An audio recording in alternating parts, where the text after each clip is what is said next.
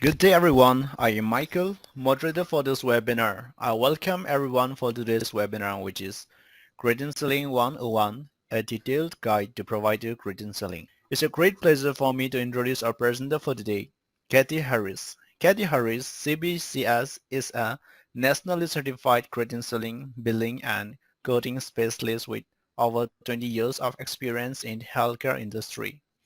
Cati is the Director of Provider Credentialing and Contracting with Solar Inc., a third-party billing company providing physicians across all specialties full-service revenue cycle management, billing, and credentialing.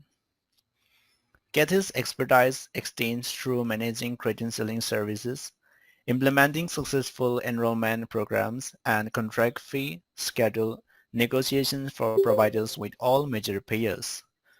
I would now like to hand over the floor to the speaker. Over to you, Cati. Thank you for the introduction, and thank you for everyone attending the class today. I hope that you'll glean some new information and be able to help improve your credentialing process and even be able to learn the credentialing process.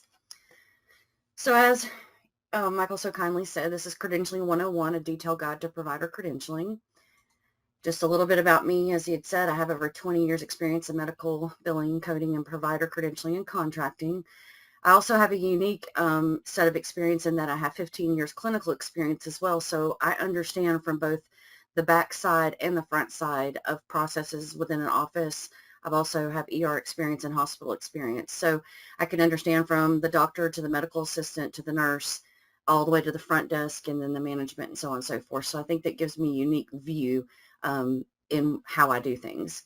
My educational experience, I have a diploma with honors in medical billing and coding, certified billing coding specialist, and certified provider credentialing specialist.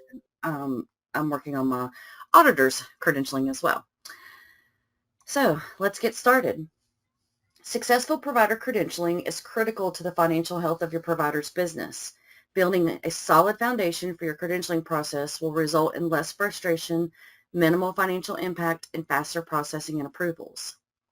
Some of the learning objectives for today: when to start credentialing, set up and maintenance of NPPES or your MPI, INA management system, CAQH, and PECOS, how to review, validate, and track provider documents, how to prepare, review, submit, and track payer applications, items to complete once the provider is credentialed and contracted, linking of previously credentialed providers with payers to your tax ID and contracts, and a brief overview of provider revalidations.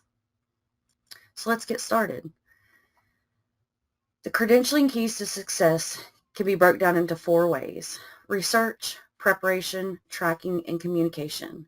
So how do I start the process of credentialing a provider? The very first thing is research. Research is the key to successful provider credentialing.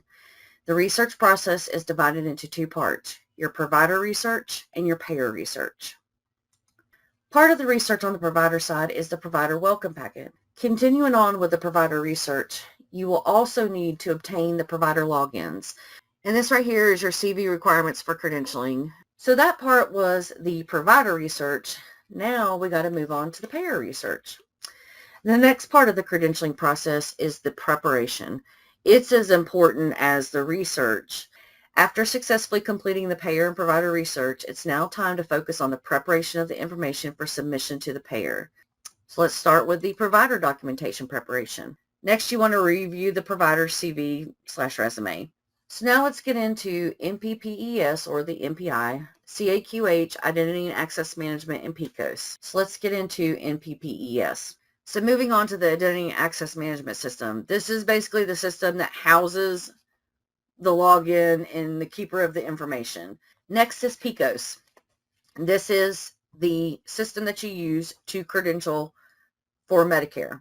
So that sums up the provider documentation preparation. Now let's look into the payer document preparation. So let's talk about payer application submissions via email or fax. So let's go over linking a provider or mid-level to your group. Tracking is divided in 2 parts: document tracking and application tracking. Most importantly, communication. This is the key to successful credentialing across the board with your processing, your providers, everything. The biggest thing you want to do is minimize the impact to the provider and facility. So once the provider's credentialing is approved, what do you do next? So once you've requested the payer approval information, you'll need to store a physical and digital copy. Forms. So like I stated before, included with this webinar are several forms mentioned throughout the presentation. You've got your description of services, provider enrollment, CV requirements, document checklist, so on and so forth. Thank you for coming, and look forward to future webinars.